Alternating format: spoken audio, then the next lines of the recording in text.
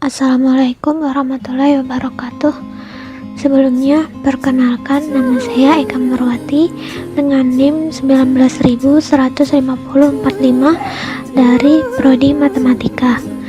Di sini saya mewakili kelompok 15 akan mempresentasikan final project program Pejuang Data 2.0. Kelompok ini beranggotakan saya sendiri, Eka Marwati.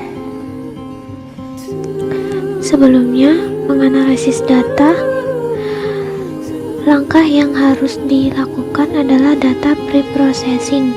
Pada tahap ini, yang pertama dilakukan adalah import library dan data yang akan digunakan. Di sini saya menggunakan library Pandas, NumPy, Matplotlib, dan Seaborn. Kemudian mengecek apakah terdapat missing value pada setiap data. Nah, karena pada data yang akan digunakan ini tidak terdapat missing value, kita dapat lanjut pada mengkelompokkan dan menggabungkan data menjadi beberapa bagian dan kemudian dilanjutkan pada visualisasi data. Nah, ini adalah tahap pengecekan missing value, dan ini tahap pengelompokan dan penggabungan data.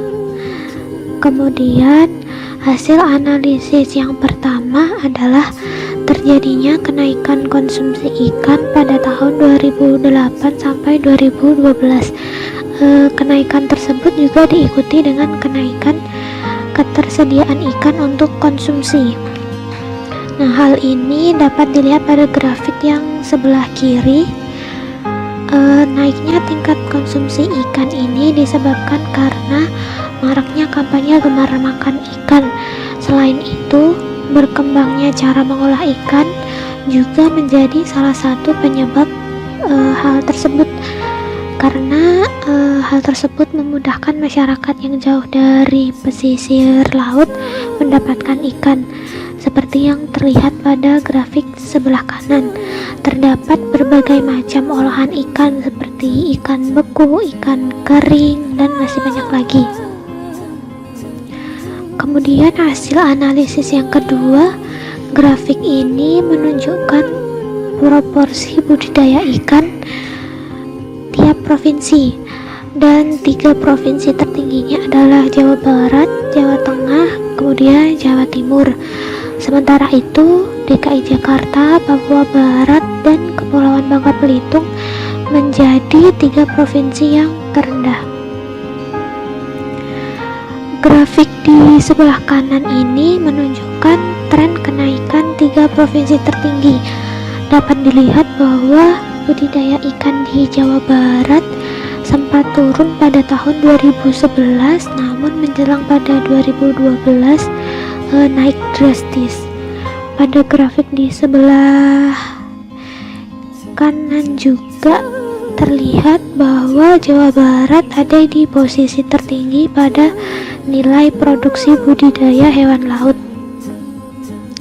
Selanjutnya, dari grafik produk olahan ikan ini dapat diperoleh bahwa ikan kering dan ikan beku menjadi olahan yang paling dominan, terutama di wilayah Maluku, Papua.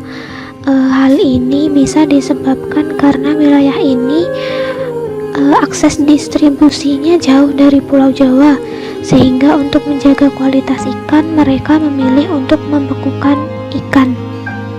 Nah, lalu komoditas apa yang membuat Maluku, Papua ini menjadi wilayah dengan total produk olahan tertinggi di Indonesia?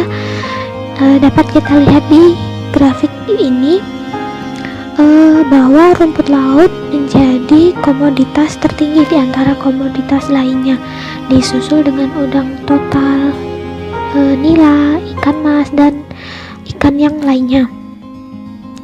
Selanjutnya, dari grafik yang sama seperti sebelumnya dapat dilihat bahwa pergerakan volume produk olahan di wilayah Jawa ini cukup stabil. Nah, hal ini menunjukkan bahwa preferensi masyarakat di wilayah Jawa yang memilih untuk mengonsumsi berbagai macam jenis olahan ikan. Nah, dari dari grafik ini terdapat 3 produk dominan, yaitu ikan kering atau ikan asin, ikan pindang, dan ikan beku. Nah, kestabilan ini bisa disebabkan karena banyaknya penduduk di wilayah Jawa serta mudahnya akses distribusi. Nah, selanjutnya masing-masing daerah itu pasti mempunyai komoditas utama atau yang menjadi ciri khas dari setiap daerahnya. Namun, budidaya rumput laut ini menjadi objek yang paling menonjol di antara jenis ikan lainnya, seperti yang dapat kita lihat di grafik sebelah kiri. Nah, dapat dilihat juga di grafik sebelah kanan nih, Sulawesi Selatan hampir seluruh hasil budidayanya adalah rumput laut. Selanjutnya, dari data yang diperoleh terdapat berbagai macam perlakuan budidaya ikan. Namun pada umumnya setiap wilayah ini lebih banyak memasarkan ikannya secara segar.